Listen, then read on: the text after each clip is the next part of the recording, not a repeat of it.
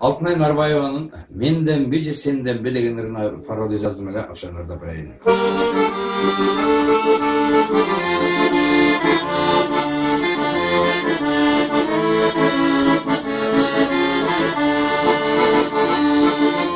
Menden bije senden birikimizde bayqatmay çıkıp ketdi içimizden.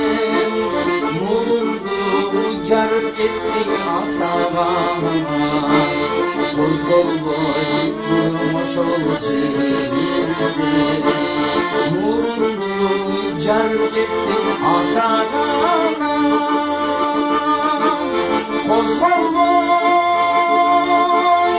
turmuş ol cerimizde.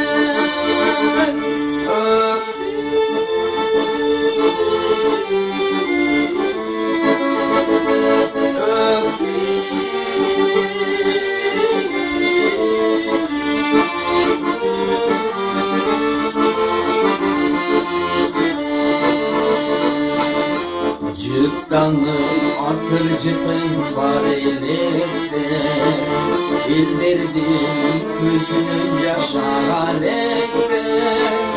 Altın ay şerenke çatı taraf gitti, tamırlan büyüsünüp kalelekte. Altın ay şerenke çatı taraf gitti, tamırlan